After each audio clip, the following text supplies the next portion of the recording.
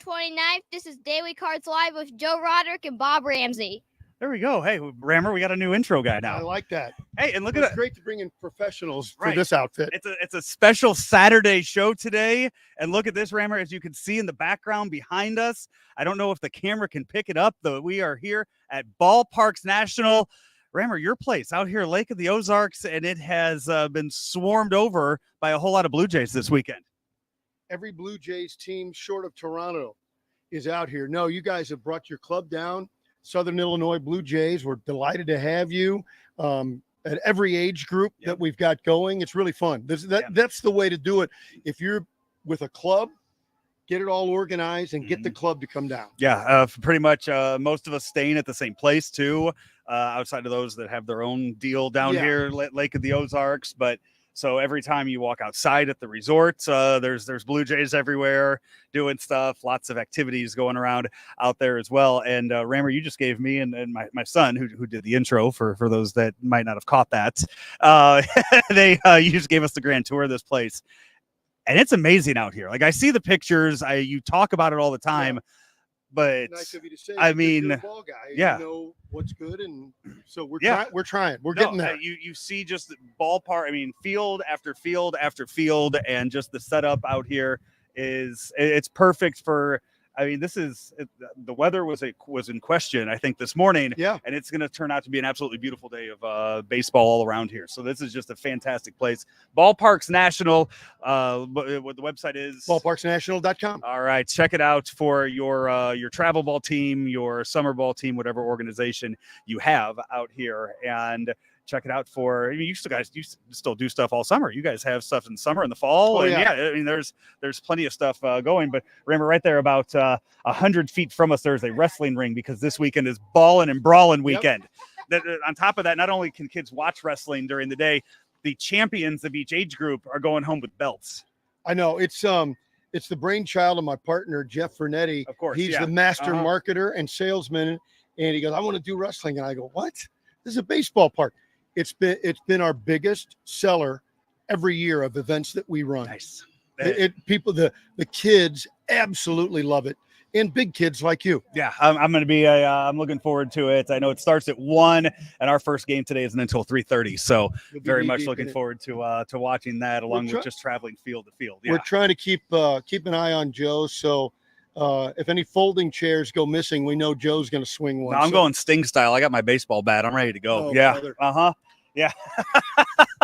Hey, Rammer, give me just a minute. I'm going to put a call into the sheriff's department.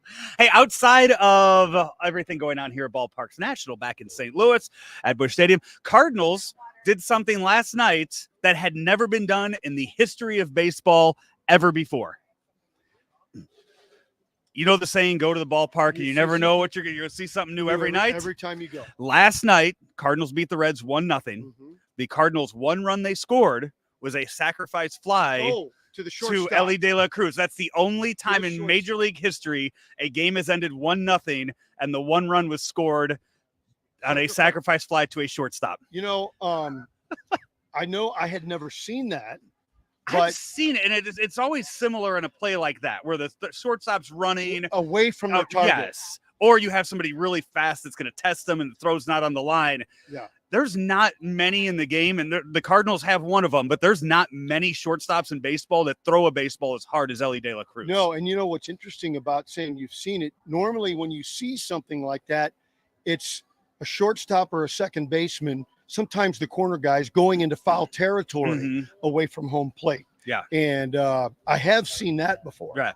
But only time that's been the one and only run scored in an entire game. And the Cardinals win that last night, make up for the really bad loss that they had the night before, which we were also robbed of a Brandon Crawford relief appearance.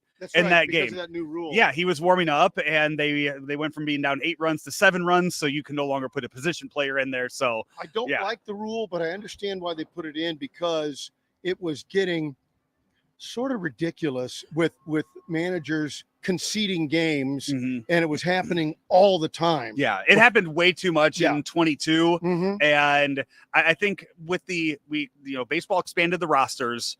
and So you every should have team enough- added pitching to it. But I mean, we see the Cardinals do it. I mean, it is Yeah. Graceffo gets called up yesterday. That's kind of the big news yesterday was Graceffo getting called up, but it's just another person added to the Memphis shuttle going back That's and right. forth. Now they have these teams have enough arms. do. It's a matter of using up players' options, I would imagine. That's It's- yeah. exactly right. So So I don't love the rule. We have so many rules, but I get why they did it, and it's probably better. yeah, so Cardinals make up for that loss on Thursday. They get to win yesterday. They got the win. It's a good homestand, especially if you consider the game in Birmingham. Mhm. But the offense still is not clicking, and it is something to be concerned about. At least I am, anyway. It is, and right now you do have Wilson Contreras back. He is back in the lineup with the get team. going. Yeah, he'll get going, and hopefully that we're still waiting. It's hot enough. The excuses for Paul Goldschmidt are over for as hot as it is. Yeah. I think we're done with the waiting for it to get warm out. This is before your time, but for our older viewers out there, Arenado's starting to turn into Ken Reitz. That doesn't mean anything to me. I know. Yeah. So for those who don't know, Ken Reitz was a Cardinal third baseman in the 70s. Mike Shannon called him the Zamboni machine.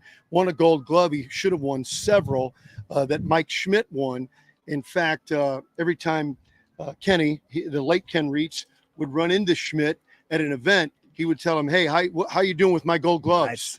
But he didn't hit a ton. It's funny though, as he got into his 30s, he became a pretty good RBI guy. By that I mean he'd drive in 65 runs, 70 runs with a dozen homers, 15 home runs, hit 250, 260. And this might be the phase that Arenado's going into. Still a stellar, unbelievable third baseman, but the 35, 40 home run thing might be a thing of the past. Cardinals and Reds 1:15, so about an hour from now. Lineups for tonight as I battle the sun and look at it. Mason Wynn leads off and plays short.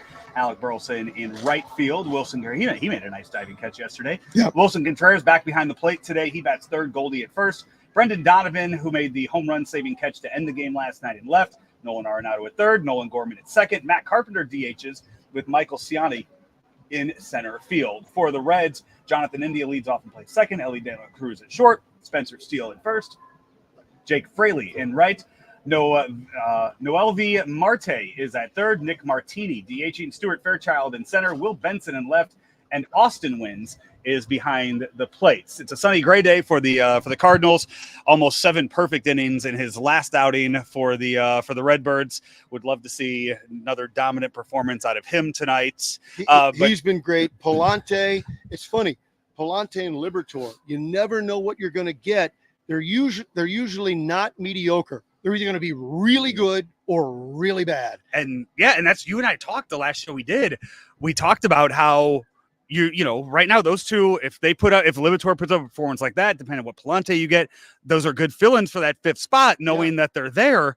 And then they both put up absolute gems in their last 2 outings. And the talk of, and I haven't heard it declared as an absolute, but the talk of a 6-man rotation for the time being, Liberatore, if it can even come close, you don't have to throw a shutout to keep your team competitive. Yep. It might work out. Yeah. But you got to fix the offense. We mentioned Graceffo getting called up. The move to that to add him to the 40-man meant Steven Matz to the 60-day. Doesn't mean a whole lot. He's almost been gone for about 60 days anyway, so that doesn't say. I don't think he and Edmund are coming back.